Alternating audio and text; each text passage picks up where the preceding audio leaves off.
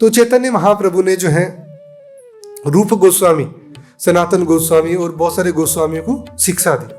तो रूप गोस्वामी को उन्होंने भक्ति के जो अलग अलग सिद्धांत है, नियम है, भक्ति के जो अलग अलग विधियां हैं, उनके ऊपर उन्होंने उनको शिक्षा दी।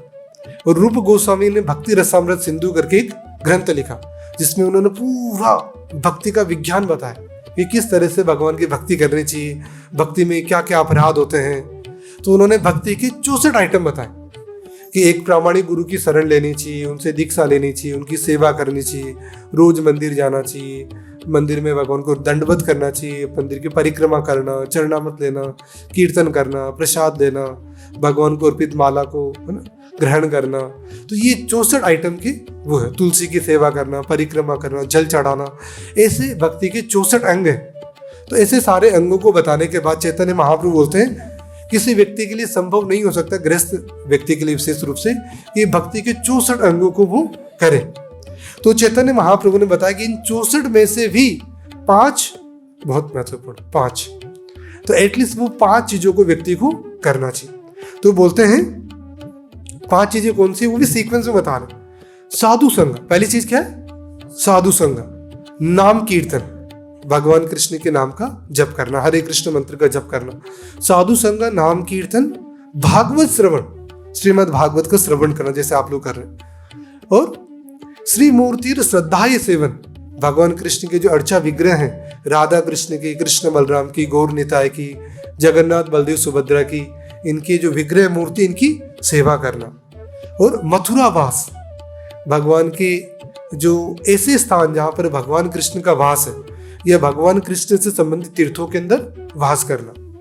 तो साधु संग, नाम कीर्तन, भागवत श्रवण, श्री मूर्ति श्रद्धाय सेवन, मथुरा वास, सकल साधन श्रेष्ठ यही 5 अंग। जितने भी भक्ति के 64 अंग हैं उनमें सर्वश्रेष्ठ है ये 5।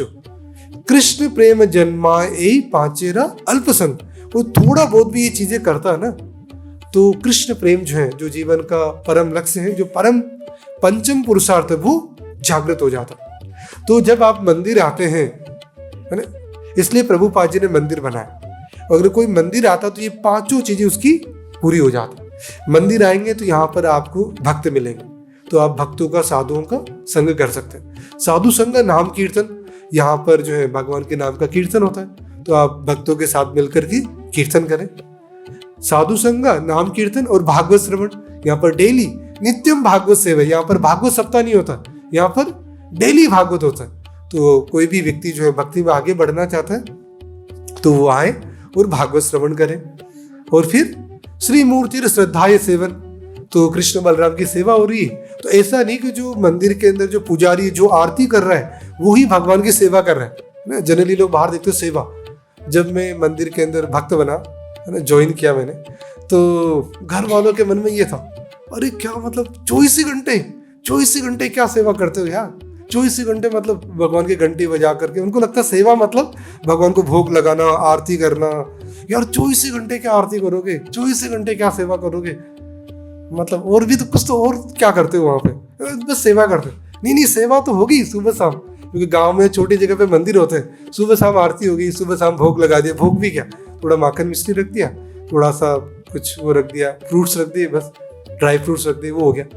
तो उनको लगता है यार ये क्या करता है, हमारे गांव का जो पुजारी है वो तो सुबह शाम आता है, अपने होटल चलाता है और कुछ काम करता है, पर मेरा बेटा तो पूरे 24 घंटे ऐसा क्या करता है। तो लोगों के लिए समझना बहुत मुश्किल होता है। तो ऐसा नहीं कि जो मंदिर के अंदर जो पुजारी जो भगवान की आरती कर रहा है वही आरती कर रहा है, या वो ही भगवान की सेवा कर रहे हैं। जो बाहर खड़े लोग हैं जो भगवान की आरती का दर्शन कर रहे हैं, कीर्तन में ताली बजा रहे हैं, वो भी श्री विग्रह की सेवा कर रहे हैं, वो भी भगवान की सेवा कर रहे हैं। और मथुरा वास, जो मथुरा है वृंदावन के अंदर, जो भगवान कृष्ण से संबंधित तीर्थ स्थान है, वहां पर वास करना। और क्योंकि यहाँ पर भी कृष्ण बलराम का वास है, कृष्ण बलराम रह रहे हैं, तो ये भी मथुरा वृंदावन से अलग नहीं है। तो मंदिर आने से ये 5 चीजें एक व्यक्ति की पूरी हो जाती। तो ये 5 चीजें व्यक्ति को करना चाहिए। और इन 5 में से भी सबसे महत्वपूर्ण साधु संग। अगर कोई व्यक्ति साधु संग करेगा तो बाकी 4 चीजें ऑटोमेटिकली धीरे धीरे हो जाती।